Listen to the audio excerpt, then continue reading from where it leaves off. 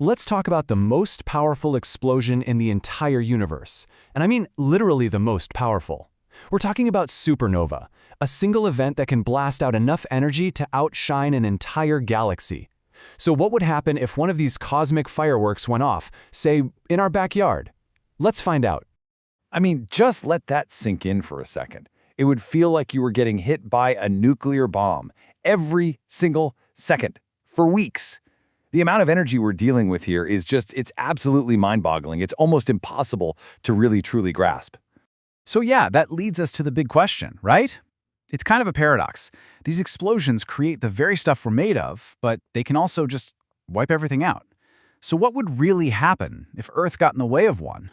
Okay, so before we get into the effects, let's just quickly cover what we're actually talking about. What is a supernova? Well, basically, you've got two main ways it can happen. You either have a really, really big star that just runs out of gas and collapses in on itself, boom.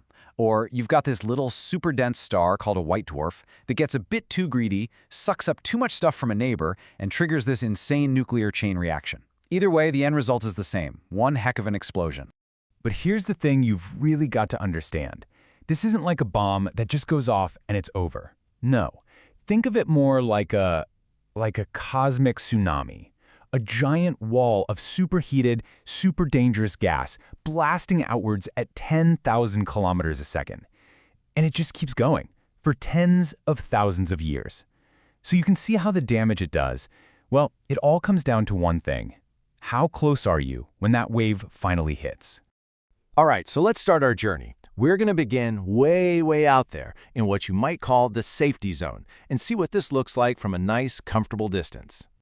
Okay, first stop, thousands of light years away. And just to put that in perspective, we humans have seen tons of these things from this kind of distance all through history. So from way out here, yeah, it's totally harmless. It just shows up in the night sky as this super bright new star. Sometimes it's even bright enough to outshine the moon for a few weeks. Then it just fades away. Pretty cool to look at, but other than being an amazing cosmic light show, it doesn't really affect us at all. Okay, let's creep a little closer, shall we? We're now at 300 light years. And this is where things start to get, well, let's just say a tiny bit icky. It's at this range that we'd actually start to see some real physical effects back home on Earth. So what does that look like? For starters, the whole night sky would have this weird, constant twilight glow to it. But it's way more than just a light show. How do we know this stuff has happened before? Well, scientists have literally found the smoking gun, radioactive bits of iron buried deep in rocks on the ocean floor. That's direct physical proof. And get this, a bunch of these explosions actually blasted out this huge 1,000 light-year wide cavity in our part of the galaxy. We live in it. It's called a local bubble. All right, seatbelts on. We're leaving the icky zone behind, and we are now heading into the real danger zone. From this point forward, survival is, well, it's not guaranteed anymore. Next stop, 150 light years. Here, a supernova stops being just a curiosity and starts causing real, measurable harm. To us, to life, and to our technology. The biggest threat here is something you can't even see: cosmic rays. See, the star's magnetic field gets tangled up in that expanding gas cloud and basically creates a giant natural particle accelerator. It's just hosing our solar system with deadly radiation, and it doesn't stop for thousands of years. Down on Earth, we'd see cancer and mutation rates jump up. And space travel? Forget it. It becomes totally impossible. No astronaut could survive that. An event like this could literally trap our entire species on this rock for generations. And yeah, it gets worse. Let's move into just 100 light years. At this distance, we're not just talking about our health anymore. We're talking about a complete, catastrophic breakdown of Earth's entire climate. It sets off this terrifying domino effect. First, this wave of high-energy radiation just slams into our atmosphere, and our protective ozone layer, it collapses. That means deadly UV from our own sun starts pouring in. Then, that same radiation messes with the atmosphere, creating these huge planet-wide clouds that could plunge us into an ice age. And if that's not enough, it also triggers these insane lightning storms, sparking global wildfires that would just incinerate everything: forests, farms, cities. It's hard to see how modern civilization survives that. Okay, we're here. The point of no return. Welcome to the kill radius. In here, it's not about survival. It's about a guaranteed mass extinction.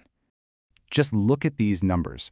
If a supernova goes off less than 25 light-years away, half our ozone layer is just gone.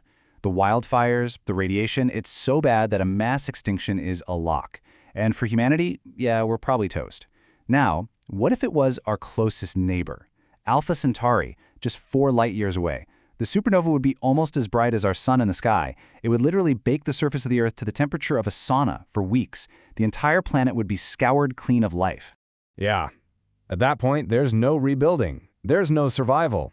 The slate is just wiped clean. Life basically has to hit the reset button, starting over from whatever tiny microbes manage to hide deep in the oceans or under the ground. So let's just run through that real quick. At 150 light-years, we're stuck on Earth. At 100, civilization as we know it is over. And inside 25 light-years, it's game over. Mass extinction guaranteed.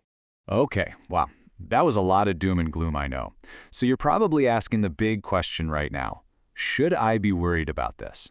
And I'm very happy to say that the answer is no. Phew. Look, astronomers have scanned the skies, they've done the math, and the good news is there are just no stars close enough to us to be a real threat. The ones that could be a problem, they're not going to go boom for many, many millions of years.